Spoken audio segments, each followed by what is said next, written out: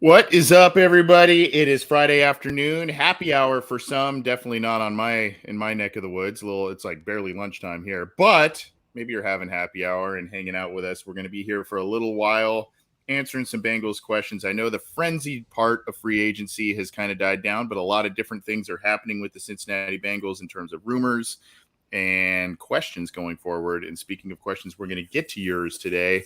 Myself, my usual co-host John Sheeran, and Jason Garrison of Three and Out also cruising along with us. Guys, how you doing? Good. How are you? Good.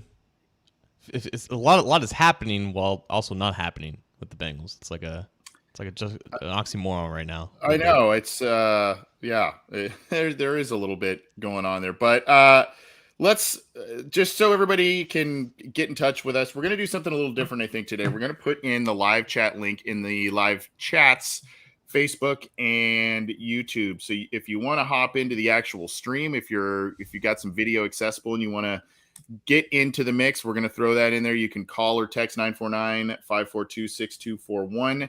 You can leave a question on the YouTube, Facebook streams, as well as on a number of different Twitter accounts, and we'll try and get to as many as possible. Super chats on the YouTube not only will get preferential treatment, but those donations for a little while longer are going to go to, we just had Orlando Brown Jr. on the program, and while he's still designating a specific charity in the Cincinnati area, we're going to pool those funds. So if you do want to leave a super chat, if you did like the interview that we had with him, I know we did, you can leave a super chat and we'll get that off to a charity of his choice. I like to let you guys lead off, but I saw this one on Twitter. I'll try and pull up the actual tweet here, but it is from our buddy, Cincinnati Sports Talk, or Bengals Talk, with Strawberry Ice. The Iceman cometh. And here we go already, right out of the gate. Do the Bengals double dip in the draft on tight end and running back? Because they have not addressed it in free agency. Obviously, John, the other night, you broke, as we were on the air, you broke the Foster Moreau news. That was, I hope that guy's going to be all right. That's a scary, scary situation, but kind of one of the last, I guess, wheelhouse type tight ends the Bengals could get on the open market because of the age and, probably manageable salary and maybe a little bit of upside. I mean, obviously not the most talented player, but a guy that could have provided a lot and veteran stability in that position group. So are we looking now at this point, double dipping at those two positions, one or the other, in your estimation?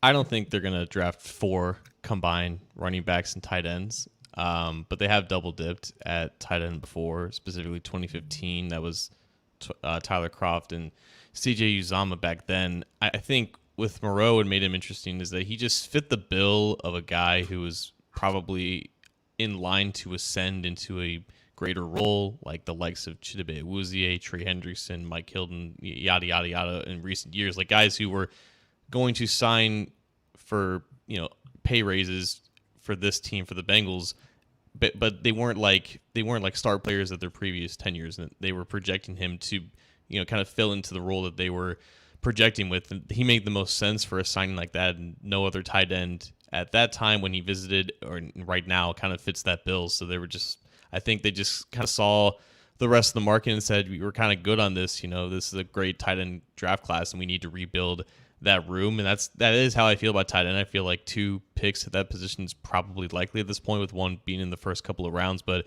I don't see 2 at running back. I think they like Trevion Williams to keep him on the roster. I don't know what's going to happen with Joe Mixon at this point. There's obviously a lot of going on with another veteran running back who's been linked to the Cincinnati Bengals, and I'm sure we're going to talk about that soon, but I don't see 4 out of the 7 picks being for those 2 positions, no.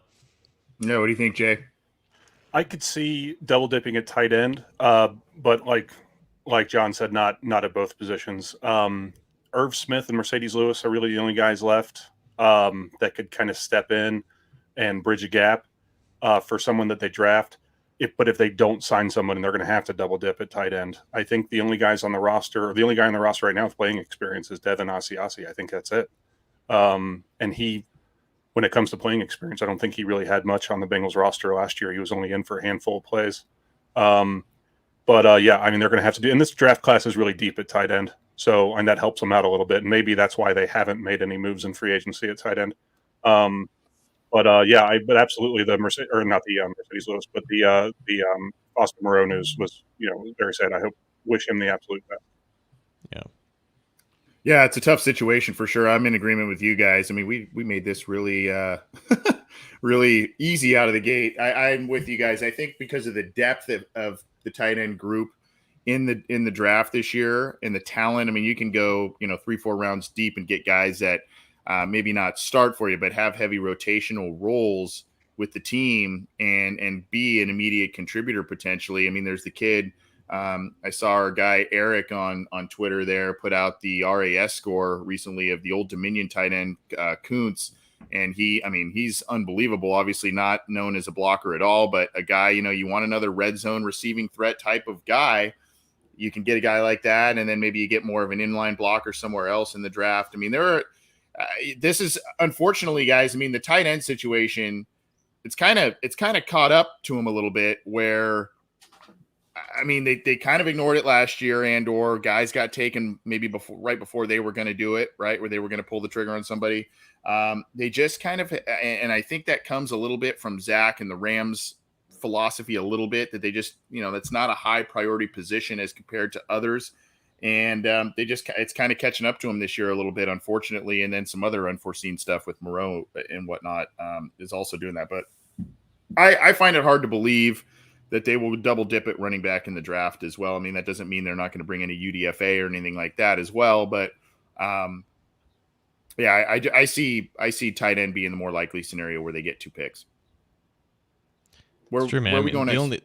They only have 7 picks, by the way, and they can trade back and get more, and maybe that becomes a possibility. But right now, yeah. But as far as where to go next, I mean, there's only one thing that people are talking about right now, and it's Zeke.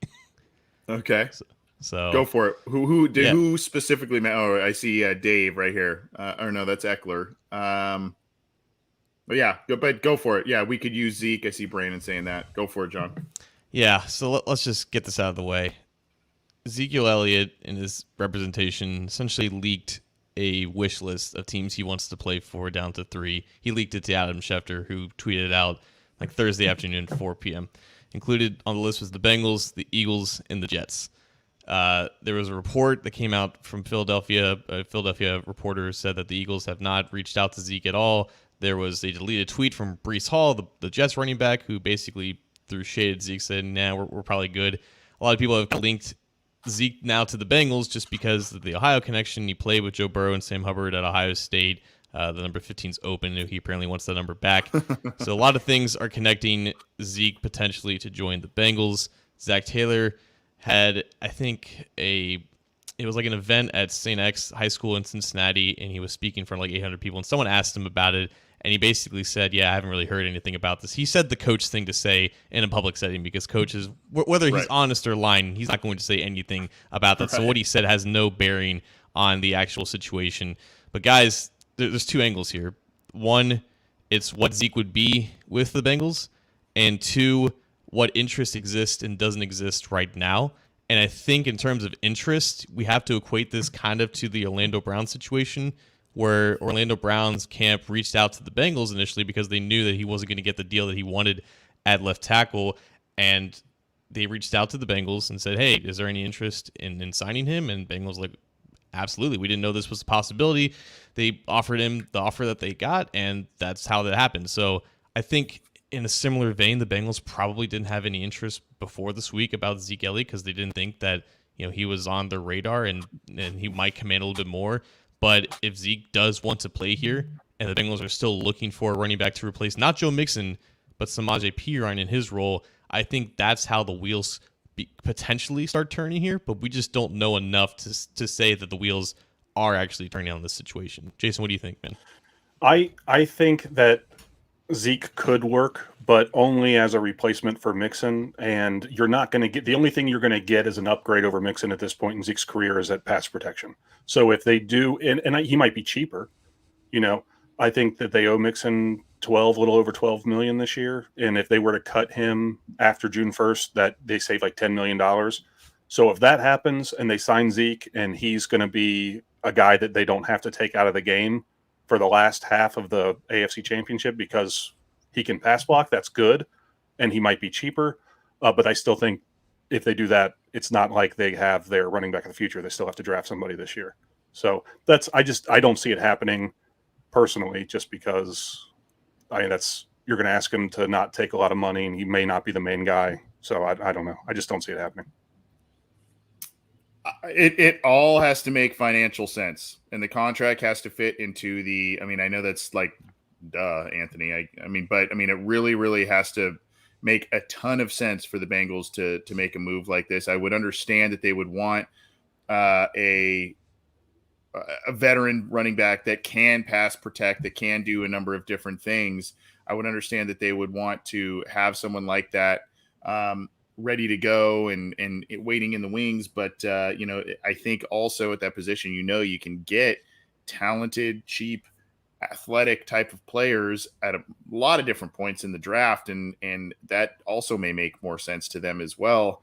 So, and I'm seeing that here's just to kind of piggyback off that. There was another question here. I mean, there's a couple of running back questions, but where was the one about Chris Evans? We don't even use Chris Evans. There's another, what's going on with Chris Evans, that sort of thing. So, I mean, just to kind of piggyback on that, I don't know Chris Evans' plans going forward with this team. I thought last year was kind of going to be that turning point for him, kick return guy, maybe a Gio Bernard light, and it just never came to fruition. They don't seem to trust him in a lot of different capacities. You can see him do things in the passing game as a receiver, but that's another guy that's not going to probably ascend unless there's some magic leap that occurs.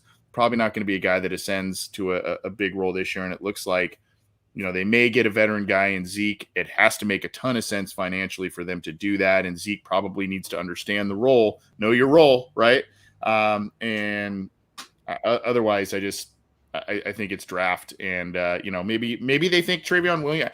I see Travion maybe taking that Chris Evans role a little bit this next year, potentially based on what we saw last year. I don't know if you guys agree with that. And that was the guy they wanted to keep around.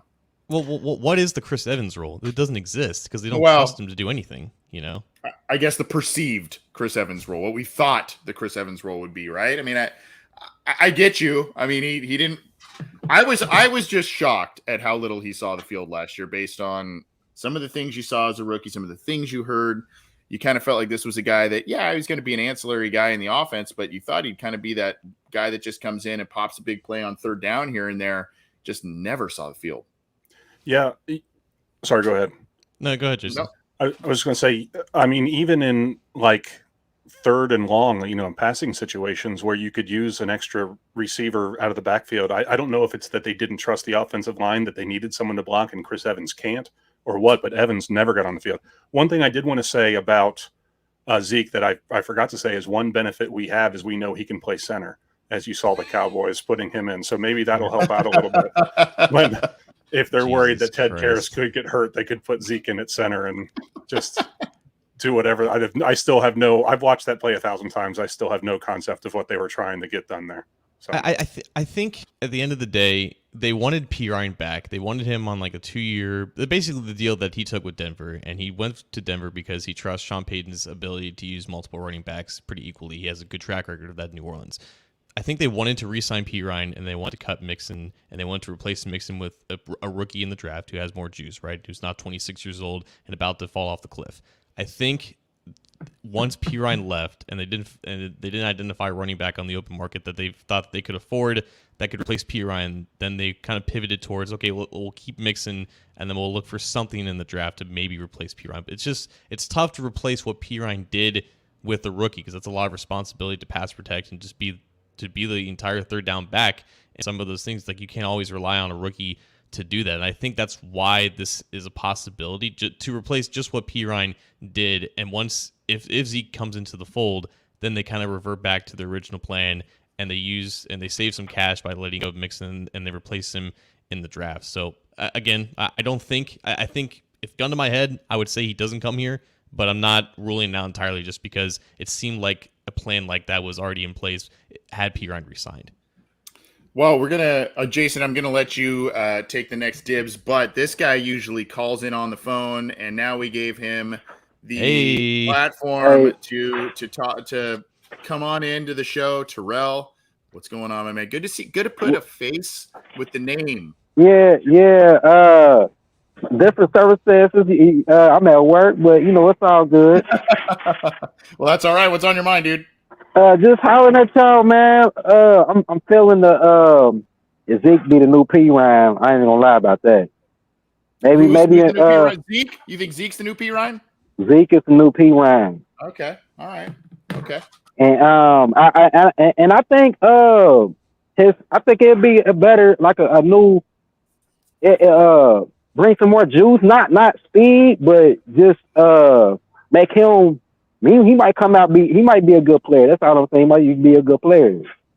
But he's used to getting positive yardage, and I mean, obviously, early in his career was for longer plays, and as he's gotten older and more wear and tear, I mean that the long speed and whatnot has decreased. But I mean, obviously, he's a guy that knows how to get first downs, get positive yardage, and quite honestly, the Bengals offense continues to need short yardage situations to convert short yardage situations, extend drives, not settle for field goals and punch it into the end zone. And, if that's, I mean, P. Ryan was very good at that.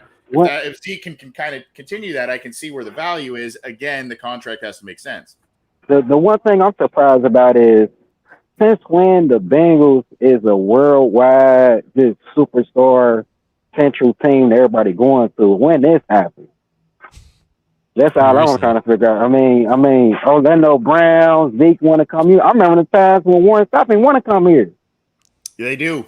But I did want to tell you that we definitely about to get 2 tight ends. The guy from UC Wiley, I think he like the second. He's gonna be the second or third tight end we gonna get.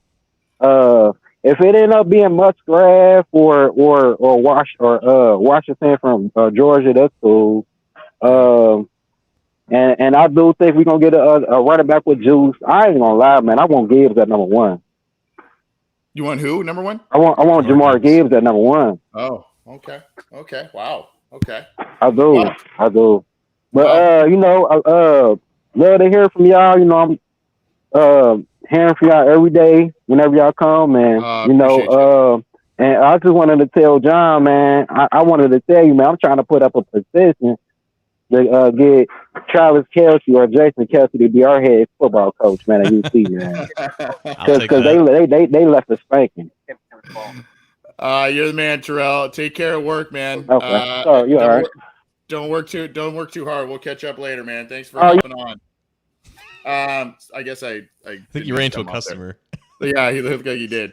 But it was good to hear from him. If anyone else wants to hop in, we'll give you a platform to hop in on video. We're doing something a little different. I don't know, just trying it out. We've done it a couple times here with I think during the playoff run last year. I was just like, hey, let's come celebrate. But good to hear from him. I've got some texts queued up as well. But Jason, I promised you that it's your turn next year. So take a look at the live chats if you can see those there. And is there something popping up that you like? Yeah, well, I was just going to say Brandon Savoy said Eckler would be great as well, and I just wanted to comment. Okay, yeah. Let's go with that one. First of all, he's not a free agent. I know he requested a trade. I haven't really seen anything from any team or anything or any rumors about him moving. He's a 1-year rental, and then he's going to cost too much after that. If you're going to extend Joe Burrow and you want to have the hopes of keeping T. Higgins and keeping Jamar Chase, and then the defense intact, there's no way. I think he scored 18 touchdowns last year, and he's one of the best receiving backs. He kind of doubles as a wide receiver, just like a running back. He kind of reminds me a lot of Le'Veon Bell when Le'Veon Bell was really good with Pittsburgh. There's no way. He's just not the kind of guy that they can keep more than a year at what he's going to require to be paid. So he had 18 total touchdowns last year. Yeah. 13 rushing, 5 receiving, 12 rushing touchdowns rather in 21 and 8 receiving. So we're talking about a guy who's 38 touchdowns the last 2 years. That's pretty insane. And then you're talking about, total yards from scrimmage. He's in the 900s on the ground, so close to 650 and 21 and 722. I mean, so he's a guy that can do a lot of different things. He's obviously also, upwards of 300 touches or more the past two years as well. So you got to watch that. Touchdown machine, and I love that. I love kind of the star power about it. But like you said, picks for once, John Sheeran, the picks are at a premium with the Cincinnati Bengals. They are not hoarding them. We're not talking about compensatory picks. We're not talking about they have 11 picks and they can move. It's like, no, man, you either got to collect more or you really got to, strike gold with the picks that you do have, the 7 that you do have right now. It's kind of been that way for the past 3 years just because they've been so active in free agency. And this is like the first year that they've lost guys that will net you compensatory picks. But as of right now, I think they have 2 going into next year. And that's probably going to be the case because there's probably not going to be a signing that counters that out. But I agree wholeheartedly with Jason. Eckler, I think he's good, but there's a reason why running backs don't get traded, especially ones who are deep into their second contract. It's just too much money. You don't want to give up capital for, albeit, again, like I'm not denying the production. I think maybe some fans kind of get attached to fantasy numbers because that's where the 18 touchdowns kind of comes from. But yeah, this is projecting how a player is going to be in the future, not what he was in the past. Obviously, he was a great player in the past. He's still probably a pretty good player now, but I don't see it being worth giving up whatever pick that Los Angeles wants. It'll probably be a premium one. That's for sure. All right, before we get to a text message, couple of reminders for folks as we were getting more and more live viewers. Good to see everybody. If you are new here, welcome. We this is one of the shows that we do. John and I do a weekly show. We also do a news rundown show, and then the guy on the bottom of the screen there with his pal Kevin, they do a great show, new one called 3 and Out that you can find on our YouTube channel as well as on Cincy Jungle's podcast platforms. You can get this show 3 and Out and what John and I do as well on the YouTube channel, and you can subscribe. The show logo is beneath the Cincy Jungle logo there at the bottom right, I suppose, of your screen. Click that. Click subscribe. I got to get like a fancy graphic. Those subscribe and the bell that rings. No. I got to do all that. But subscribe. Click the bell. Give a thumbs up. Do all the stuff if you can. We appreciate it. And then, of course, on the audio side, whether it's on Stitcher, Spotify, Google Podcasts, iHeartRadio, any of the major ones, our show, Jason's show, Matt Minnick's show, Bengal Jim show, all of those, a star-studded lineup. I don't know, not us, but the rest of the guys are all there. And so download, leave us a review. We appreciate all the support. All right, so let's get to a text. Got to pull this up here, and we'll check it out. Let's see here. Well, one was about Zeke. Okay, here's an interesting one. And this is from Dre in 513. I haven't heard anything about Drew Sample. Is his career potentially over with his injury last year, or is he just that bad that the team isn't interested in bringing him back as a blocking team? Dre from the top rope. I love it. I know, just dropping an elbow right there.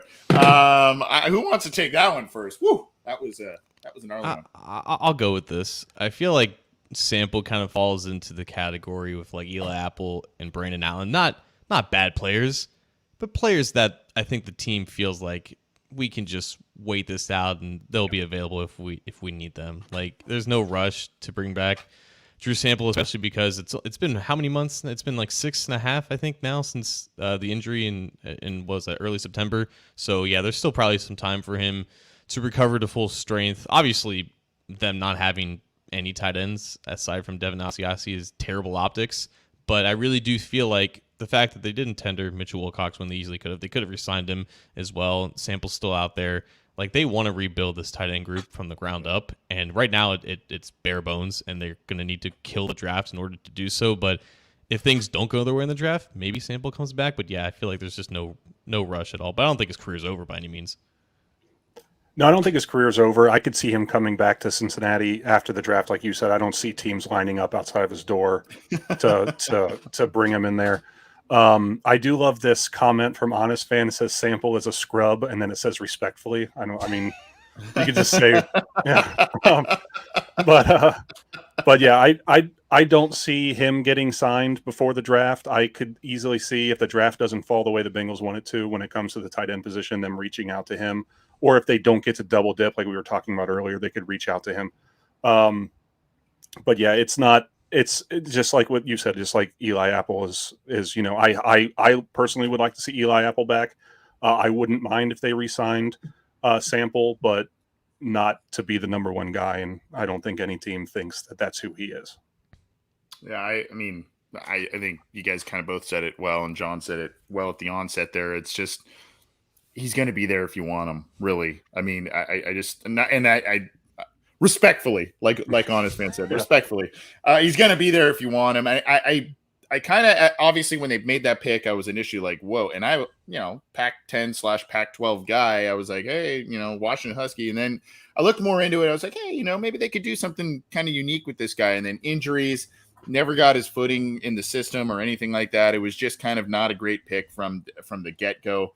And so, but I do think that, if he stays healthy, they could probably find some way to utilize him that could be effective in some way. But again, I think that's a post-draft signing if they want to do it. I mean, if someone scoops him up, then they do. But I think he's probably going to be there should they want him. And if they don't maybe get some of the players that they want, maybe they miss out on another veteran tight end, as limited as they are out there. But I don't know that I don't think his career's over either. I think he'll probably land on a roster at some point, but it's just a matter of when. And I think that's going to be after the draft.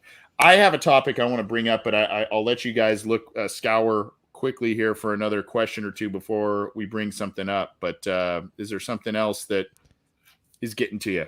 Yeah, there was one from Chris Hubbard. He's asking about the potential first-round tight end debate between Michael Mayer and Dalton Kincaid, and I was going to address this to you, Anthony, just because Utah's pro day came and passed. Kincaid did not work out. I believe he's scheduling some type of a private workout, but he's still dealing with the back injury that kind of hindered the end of his season. He didn't test at the combine. He's, again, if you compare these two guys, one of them is 21-22, the other one's 23-24. One of them has a pretty full athletic profile to his name. The other is dealing with injury issues. So Anthony, does this offseason, the pre-draft process, all of it, has it kind of changed your opinion on Dalton Kincaid compared to Michael Mayer, or is the order kind of still the same for you, man?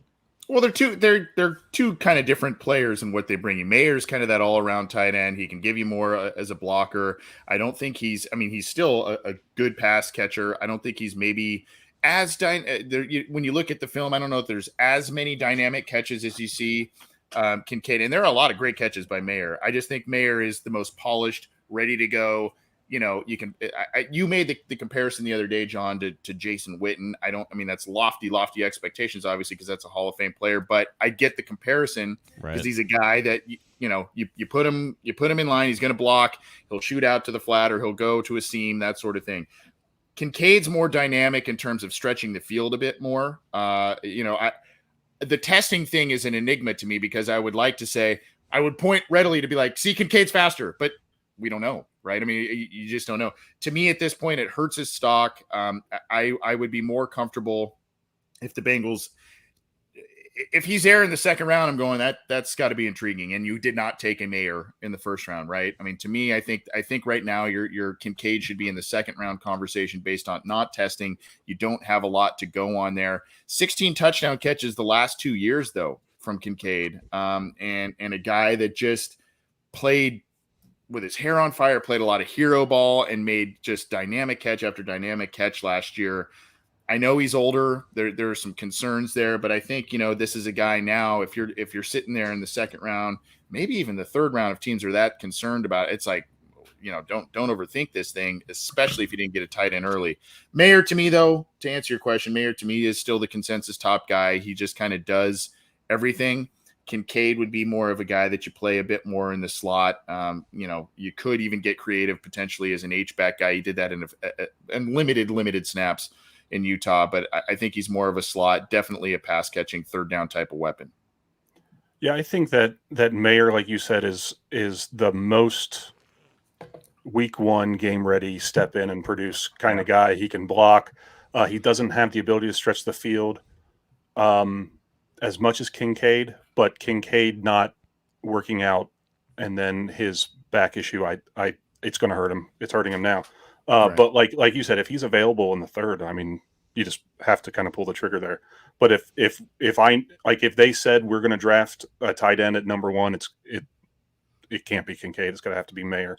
And then I see some people here talking about Washington as well. I think Washington he just doesn't have the production that Mayer had, and he's more of blocker. I think he's just more of an extra blocker. He's an athletic freak, so I just don't know what he's going to do in the NFL. But I think that we all have a general idea of who Mayer is going to be in the NFL.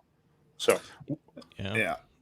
And the thing with Washington, just real quick, Anthony, like, yeah, go for it. I feel like we just kind of, like, seems harsh, but I feel like we can eliminate Washington from the first round conversation. Like, you look at the Bengals' history, just taking any skill position player, they value production a lot. Like, maybe more, like, just as equally as tape almost. And he just doesn't have it. Like, if he's there on day 2, like, maybe that's a flyer option because, again, like, Drew Sample was very productive and they kind of panicked into that. But like Washington as a first round pick for the Bengals, like it's just non-starter to me. And right. Go ahead. No, it's he's not a project guy per se, but when you look at the production is just far below what the two other guys were talking about there. So in that regard, I mean, you love the size, you love kind of some of the athletic profile. You made that ridiculous catch at the combine, all that kind of stuff. So you like a lot of things you see from the guy.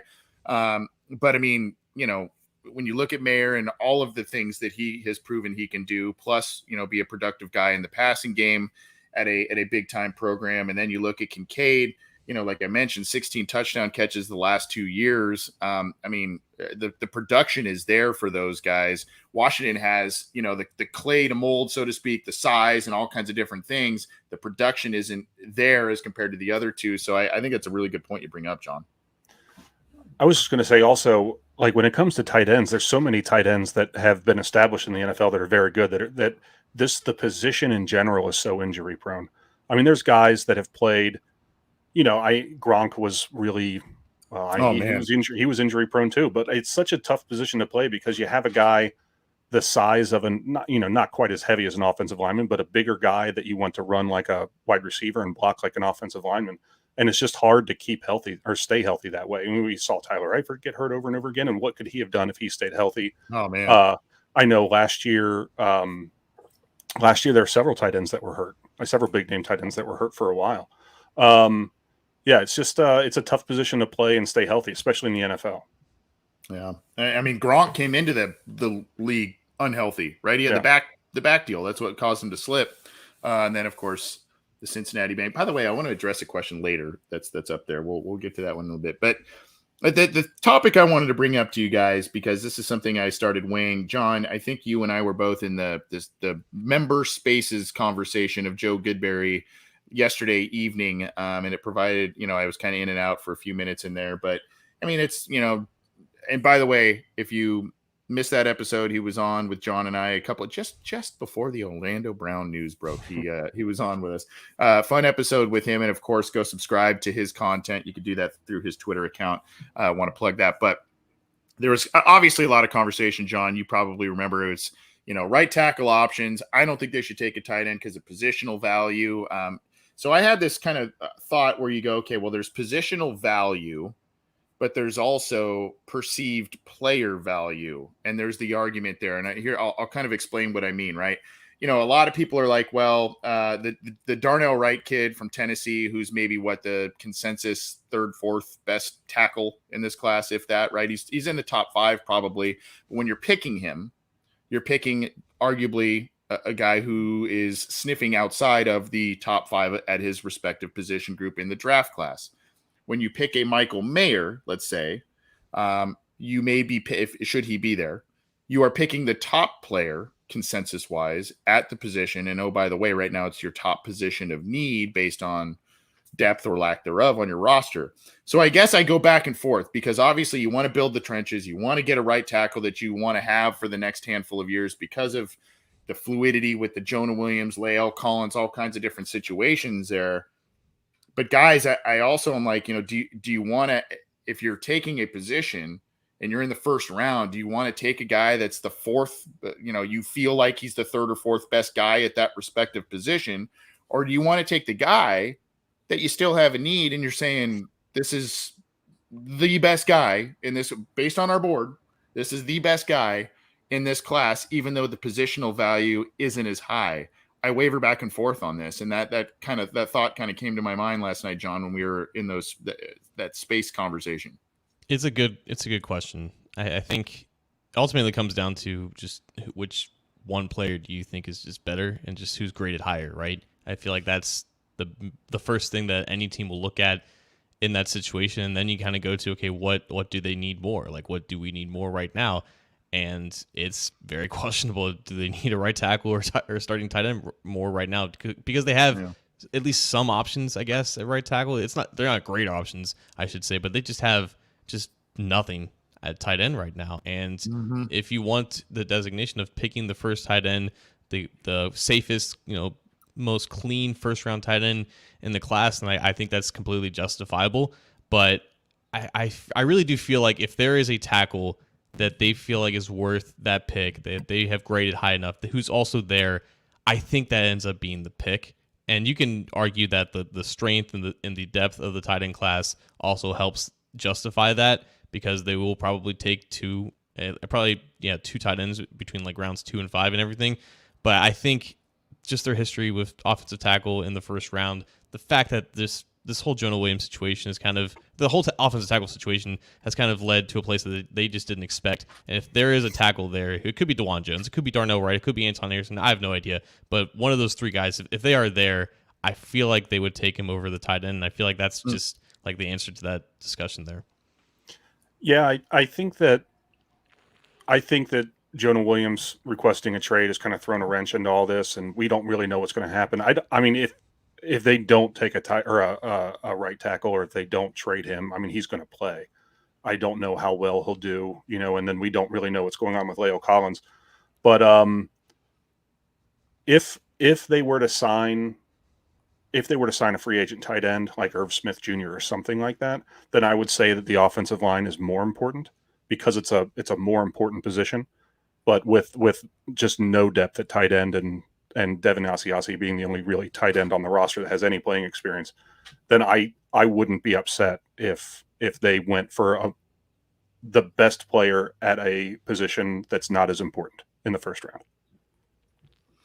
Well, I mean, obviously it's such a balance game, right? Between value, need, best player available, who's rated where on your board, that sort of thing. And it's just a conversation piece that kind of popped into my mind. And I was like, hey, if we're going to do these listener questions tomorrow, I'll ask my own listener questions and get your guys' opinion, because you guys are smarter than me. We do have someone on the phone here, Drew from the 513. Drew, what's going on, man? Hey, how's it going? Good. How are you? I'm doing well. I just I was wondering what you guys thought of if the Bengals were to sign Zeke and then restructure Joe. What would be an acceptable number for those two collectively at this point in their careers? In terms of annual average value, in terms of just contract, what are we talking about here? Yeah, AAV. Okay. I mean, for me, Zeke, just throwing it out there, Zeke to me has to be short term and completely manageable cap wise, completely manageable salary wise. I mean, I think if you look at P. Ryan's contract, I'd even go a tack or two lower than that, honestly. Probably a 1 to 2 year deal, incentive based for me, probably a few million per year, a couple million per year. For Zeke to me to make sense. And then of course the Burrow thing, and there's a lot of moving parts, as you know, Drew, where, we're talking about the Jonah situation where you could get money off the books there. You have the Lael Collins situation, Joe Mixon's contract. So there's a lot of different things there. So I'll let the other guys chime in, particularly maybe on the Burrow thing. But for me, I think it has to be a very minimal, low risk contract, potentially incentive laden for Ezekiel Elliott for him to come to Cincinnati. I don't think. Yeah, that would have to be the case. It'd have to be a low contract for Zeke in just a couple years, 1 or 2 years. There'd be a lot of incentives in there to help him get paid. As far as Mixon goes, it would have to be restructured in a way that if they were to have both, I think that was the question. If they were both on the team, right? Like, but both on the team, and what would the contracts look like? I think you may have missed your first part of your statement there, but go ahead. They'd have to both be on the team for that to make sense to me. They'd have to both be paid less money than Joe Mixon is due this year right now. I mean, they'd have to both be paid less than the $10 million that they would save by cutting Mixon. So I just don't see that happening for Mixon. I don't think he's going to take a pay cut that's more than half of his salary. So I just don't know what's going to happen. But I don't see if they sign Zeke, then Mixon I think is gone. So that 10 million number you just said real quick, that was combining Mixon and Zeke's number together. That's what you were saying right there. Together, okay. Yes. Gotcha.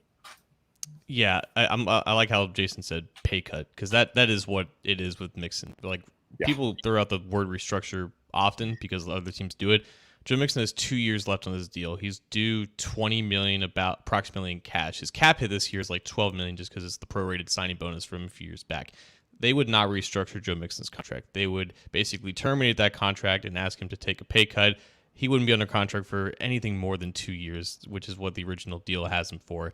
If they were to sign Zeke, they would definitely ask Joe Mixon to take a pay cut for sure. And I think a Zeke deal would look very similar to what Samaje Perine got with Denver. I feel like they had that contract probably drafted out and they could just change the name on the top of it. Obviously, Perine got a signing bonus, I think, of $3 million with Denver. I don't know if the Bengals would guarantee Zeke that much, but 2 years average annual value of about 3.5. I feel like that fits the role. And if for whatever reason they want to keep both Joe and Zeke and have a combined running back age of like 55 at that point, even though they just kind of got out of that, I feel like Joe would probably be down to about $6 million, which what was that, like 8 or 9, 10 million in total for both of them. But again, like Jason said, if Zeke comes here, I feel like they're getting out of the Mixon contract entirely and adding a rookie. Yeah. We didn't talk too much about the Burrow contract there. I mean, I think we know that's just got to be, it's going to have to be pretty astronomical. And, is he going to stay in Cincinnati? Yes, he's going to stay in Cincinnati. There's still some sort of narrative out there that they're not going to pay him. They're not going to do this and that and the other thing. I think they'll pay him. I think they'll pay him handsomely. He'll be one of the highest paid, if not the highest paid quarterback when he signs the contract. I do not think, I know a lot of people, we all love Joe Burrow. We all know he's an Ohio kid. I don't see the hometown discount thing happening. No. And nor should he take it. So I think maybe down the road he does the Tom Brady thing where it's like, hey, I got to rework things to, if we're going to keep this championship team together type of thing, and I got to rework some things, I'll do it. But I mean, at the onset of signing that thing, there's not going to be a hometown discount. He's going to be one of, if not the highest paid quarterback. That's just my take on it. Yeah, I think that he'll sign a contract similar to what Patrick Mahomes signed, where it's 10 years and spread out. What Patrick Mahomes was close to $500 million or a little over $500 million over 10 years. So I could see something like that where they make sure that he's here permanently. But I would be shocked if they said, well, Joe Burrow signed a really cheap contract and we can keep. I just don't, maybe for a third contract, but not for his big one, the big first extension. Right. That's the crazy. Sorry, just go ahead. No, you go ahead. The crazy thing about the Mahomes one is it wasn't even like 500. It was 450 million in total. So the average annual value of $45 million a year, which is already looking like a phenomenal value.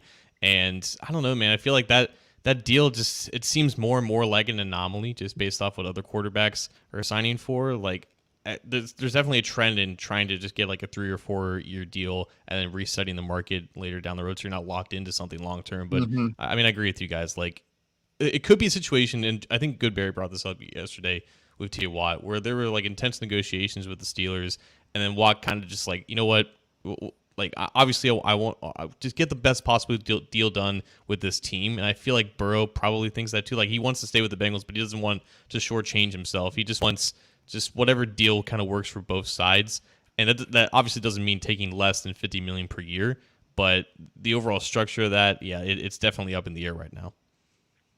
All right, Drew. Thanks for the call, my man. I hope that kind of answered it for you.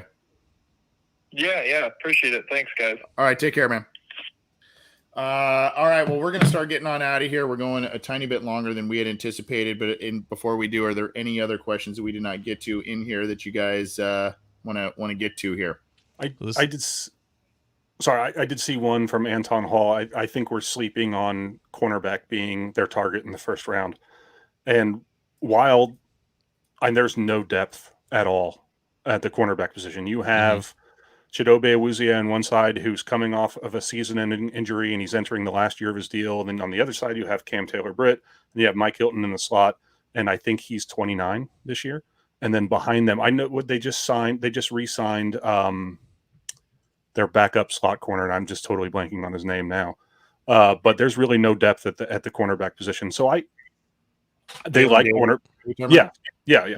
They like corners in the first round. Like that's been a thing for the Bengals for a long time. I don't know if they'll do it this year, but because the tight end position is so deep in this draft class, I could see them saying, "Hey, we're going to take a corner in the first round, a guy that we know can step in and start if we're not going to be able to keep Awuzie, or if someone gets hurt, and then double dip at tight end maybe from the second round to fifth round, something like that." That's a good point. Like you can never fully ignore quarterback in the first round for the Bengals. We got a lot of Zeke questions, guys. If you want, just rewind to like the first 15 minutes of the show. We definitely covered that entirely. But Anthony, it's going to shock you, but we have a super chat donation from Mr. Whisper. Oh yes.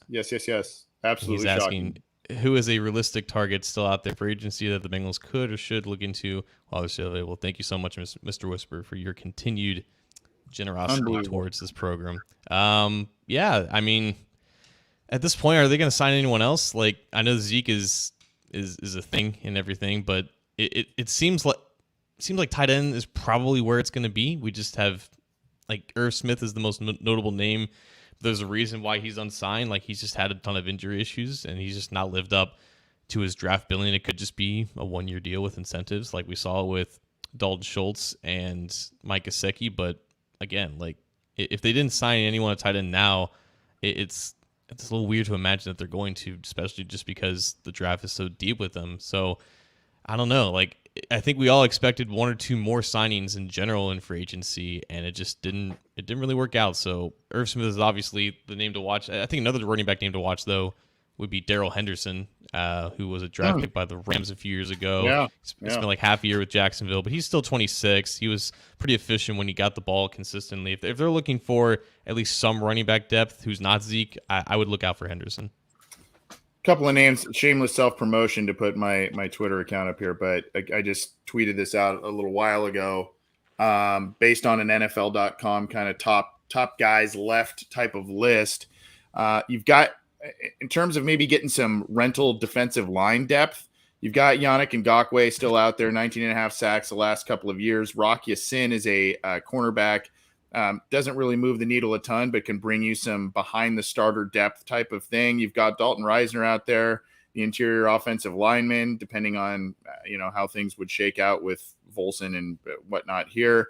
And then of course you've got Frank Clark, who has slowly kind of production has dipped, and he just hit 30. Bengals don't like to get 30-year-olds necessarily, as we have seen in the free agency, especially on a long-term deal, but on a rental deal, especially when you're saying, man, we've got some issues at tight end. We're shaking up the running back position potentially. There's just kind of a couple of different areas. We can't just do this in seven picks. We may need to get some veteran rental guys. Those are a couple of guys towards the top of the list that I noticed that say, hey, maybe it makes sense for the Bengals going into the draft to lessen their needs, or a team, whether it's the Bengals or another team, you come out of the draft and you say, okay, well, we didn't get that edge guy that we wanted. We didn't get X, Y, and Z. We didn't get an extra corner. Maybe these are some veteran guys that are still out here after the draft that we can reach out to, get a short-term deal done, and maybe they give us a little production.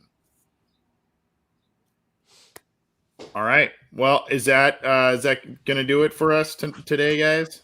I just want to say real quick, because Terrell mentioned it, Jason Kelsey couldn't recruit Joe Burrow to UC, so I don't know if he would be a great recruiter in general as the UC head coach. So, probably looking beyond him if Satterfield doesn't work out. Yeah, thanks, but no thanks. Thanks, but no thanks. That's right.